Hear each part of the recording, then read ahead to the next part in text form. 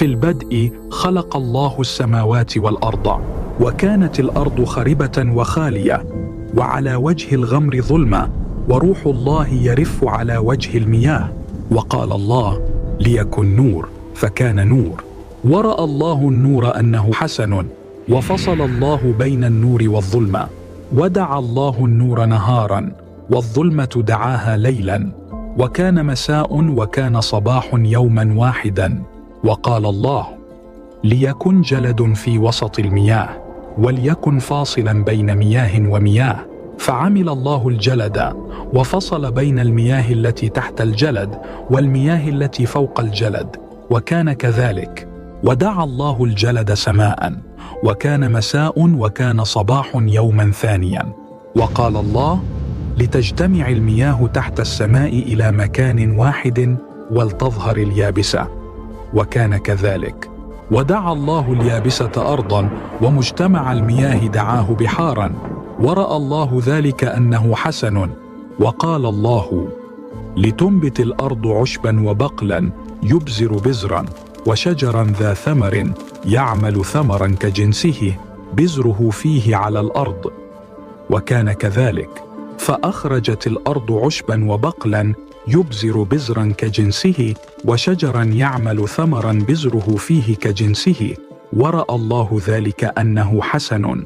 وكان مساء وكان صباح يوما ثالثا. وقال الله: لتكن أنوار في جلد السماء، لتفصل بين النهار والليل، وتكون لآيات وأوقات وأيام وسنين، وتكون أنوارا في جلد السماء لتنير على الأرض، وكان كذلك.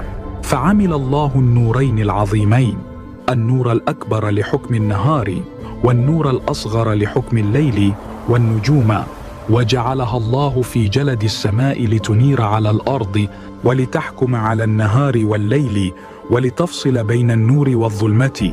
ورأى الله ذلك أنه حسن. وكان مساء وكان صباح يوما رابعا. وقال الله: لتفض المياه زحفات ذات نفس حية، وليطر طير فوق الأرض على وجه جلد السماء. فخلق الله التنانين العظام، وكل ذوات الأنفس الحية الدبابة التي فاضت بها المياه كأجناسها، وكل طائر ذي جناح كجنسه. ورأى الله ذلك أنه حسن. وباركها الله قائلا: أثمري واكثري واملئي المياه في البحار، وليكثر الطير على الأرض.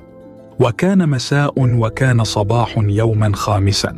وقال الله: لتخرج الأرض ذوات أنفس حية كجنسها، بهائم ودبابات ووحوش أرض كأجناسها، وكان كذلك. فعمل الله وحوش الأرض كأجناسها، والبهائم كأجناسها، وجميع دبابات الأرض كأجناسها. ورأى الله ذلك أنه حسن. وقال الله: نعمل الإنسان على صورتنا كشبهنا، فيتسلطون على سمك البحر، وعلى طير السماء، وعلى البهائم، وعلى كل الأرض، وعلى جميع الدبابات التي تدب على الأرض. فخلق الله الإنسان على صورته، على صورة الله خلقه، ذكرا وأنثى خلقهم. وباركهم الله وقال لهم: أثمروا واكثروا واملأوا الأرض وأخضعوها، وتسلطوا على سمك البحر، وعلى طير السماء، وعلى كل حيوان يدب على الأرض. وقال الله: إني قد أعطيتكم كل بقل يبزر بزرا على وجه كل الأرض، وكل شجر فيه ثمر شجر يبزر بزرا لكم يكون طعاما، ولكل حيوان الأرض، وكل طير السماء، وكل دبابة على الأرض فيها نفس حية، أعطيت كل عشب أخضر طعاما، وكان كذلك. ورأى الله كل ما عمله، فإذا هو حسن جدا. وكان مساء وكان صباح يوما سادسا.